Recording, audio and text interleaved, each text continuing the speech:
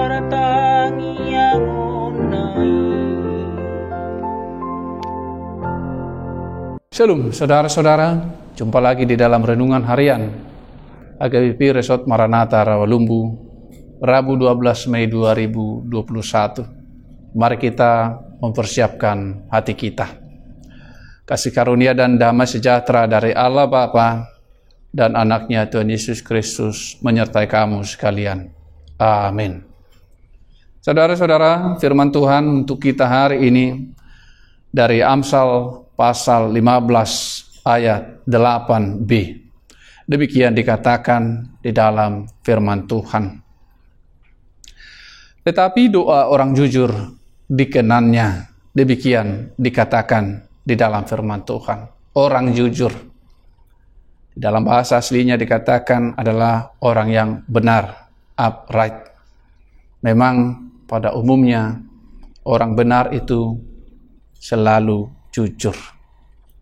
Saudara-saudara, kita lihat di dalam pasal 15 ini nasihat-nasihat yang diberikan untuk kita, untuk setiap orang yang percaya kepada Tuhan, untuk setiap orang yang merindukan Dia, dan untuk semua orang yang mau mengalami yaitu sukacita di dalam kehidupannya.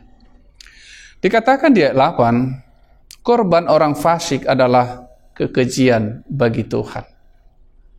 Tuhan tidak melihat yaitu korbannya, tetapi Tuhan melihat bagaimana si pemberi dari korban itu.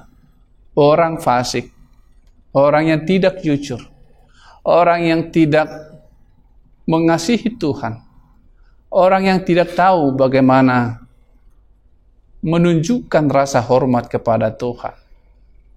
Mereka ini meskipun memberikan korban persembahan, tetapi apa yang mereka persembahkan itu tidak menyenangkan hati Tuhan. Tidak menyenangkan hati Tuhan. Bahkan dikatakan di situ adalah kekejian bagi Tuhan. Tetapi orang jujur ini doanya dikenannya. Pemberian korban dan doa, ternyata doa dari orang yang jujur itu yang dikenan Tuhan. Bagaimana Kain yang mempersembahkan persembahannya, tetapi Tuhan tidak berkenan terhadap persembahan yang diberikan oleh Kain. Tetapi Tuhan berkenan kepada Habil yang memberikan persembahan kepada Tuhan. Meski Habil kemudian dibunuh oleh Kain yang cemburu karena Tuhan menerima persembahan daripada Habil. Saudara-saudara, mari kita hidup di dalam firman Tuhan. Setiap hari melakukan apa yang Tuhan kehendaki. Apakah gunanya kita berperilaku yang jahat, yang bertentangan dengan firman Tuhan? Tidak ada gunanya, saudara-saudara.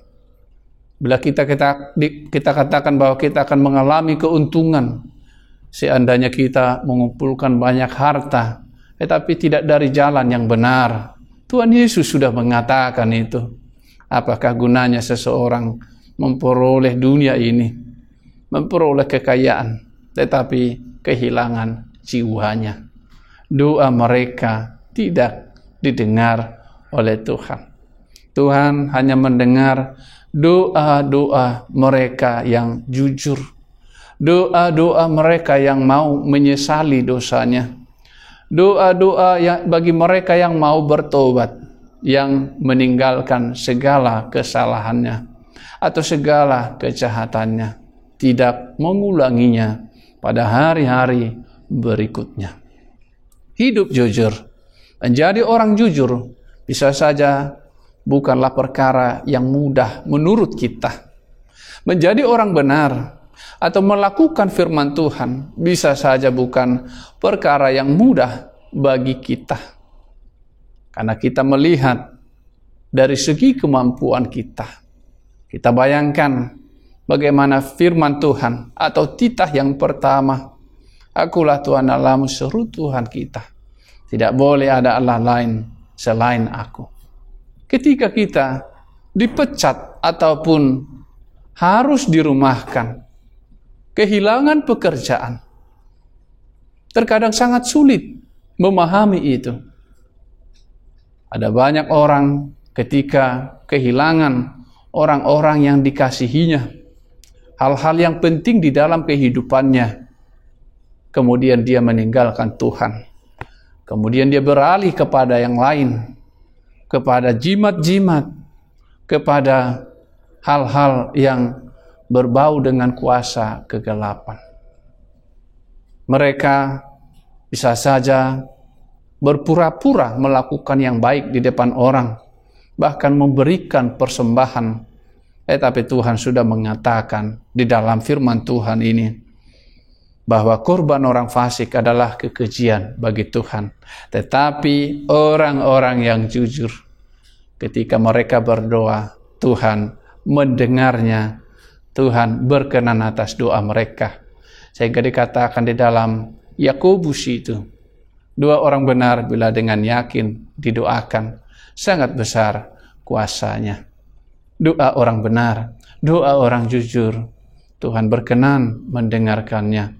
Tetapi sudah ditunjukkan oleh Tuhan Yesus Kristus di dalam doanya, jangan pernah kita memaksakan kehendak kita, tetapi biarlah kehendak Tuhan yang jadi. Karena kita percaya bahwa rancangan Tuhan tidak ada rancangan malapetaka untuk setiap orang yang jujur, untuk setiap orang yang benar, untuk setiap orang yang setia mengasihi Tuhan di dalam hidupnya. Rancangan Tuhan hanyalah rancangan damai sejahtera. Oleh karena itu, saudara-saudara yang terkasih di dalam Yesus Kristus, mari menyesali segala yang kurang di masa-masa yang lalu, seperti dikatakan di dalam firman Tuhan, kutinggalkan yang di belakangku dan kukejar yang di depan.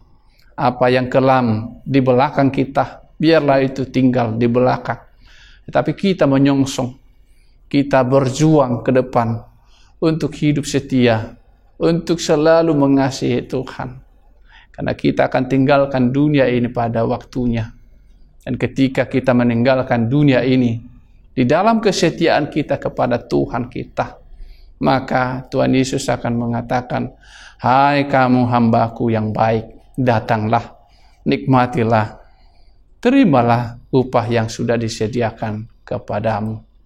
Inilah yang sangat berharga di dalam kehidupan setiap orang percaya, upah yang tidak bisa dibeli dengan uang, yang tidak bisa digantikan dengan korban bakaran.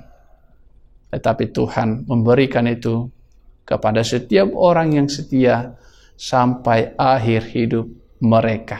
Tuhan Yesus memberkati firman-Nya. Mari kita berdoa.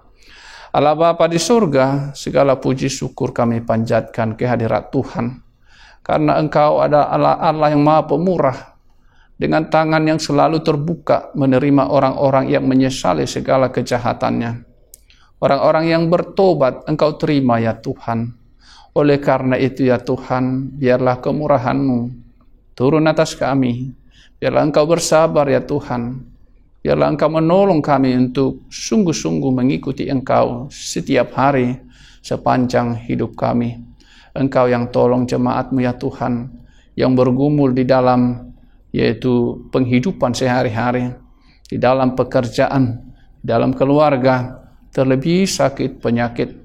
Biarlah Tuhan memberikan kekuatan kepada mereka, karena kami juga percaya akan firman-Mu bahwa setiap orang yang datang kepadamu akan diberikan kelegaan. Terima kasih Tuhan untuk segala kebaikan-Mu. Di dalam Kristus Yesus Tuhan kami berdoa kepadamu. Amin. Kiranya kasih karunia Tuhan Yesus Kristus dan Allah Bapa dan persekutuan Roh Kudus menyertai kamu sekalian.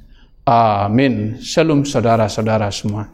Martangi aku Tuhani, Panarku